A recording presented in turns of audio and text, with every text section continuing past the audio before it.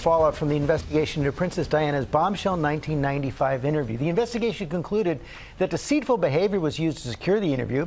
Princes William and Harry have both responded with powerful statements. James Longman is at Buckingham Palace with the latest. Good morning, James. Yeah, good morning, George. This is shaping up to be one of the biggest scandals in British royal history. An investigation finding that Diana interview was gained deceitfully, and Prince William with an unprecedented intervention. It's a decision the royal family has waited years for.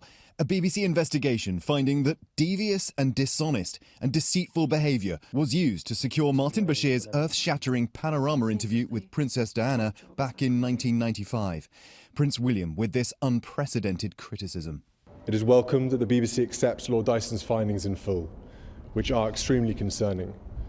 That BBC employees lied and used fake documents to obtain the interview with my mother, made lurid and false claims about the royal family, which played on her fears and fueled paranoia.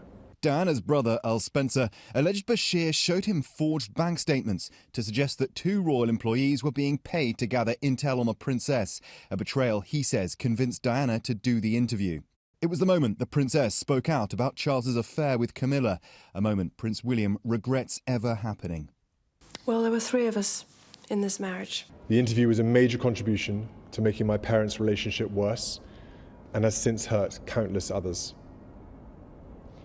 It brings indescribable sadness to know that the BBC's failures contributed significantly to her fear, paranoia and isolation that I remember from those final years with her.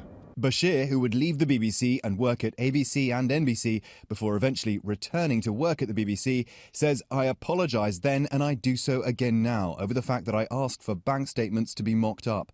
It was a stupid thing to do and was an action I deeply regret." But her family adamant that the lasting impact has been devastating.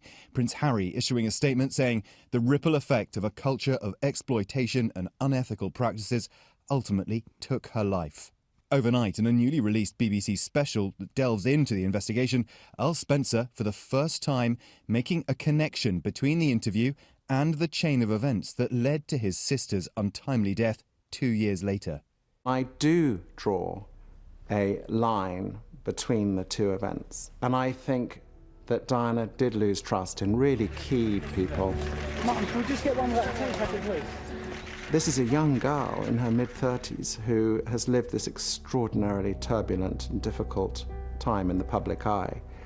She didn't know who to trust, and in the end, when she died 2 years later, she was without any form of real protection. And Prince William doubling down. It is my firm view that this Panorama programme holds no legitimacy and should never be aired again.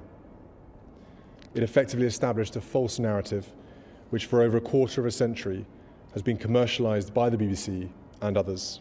These failings, identified by investigative journalists, not only let my mother down and my family down, they let the public down too. Now, the BBC has issued a full apology to Princes William and Harry, saying that the processes for gaining the interview fell well short of what audiences should expect.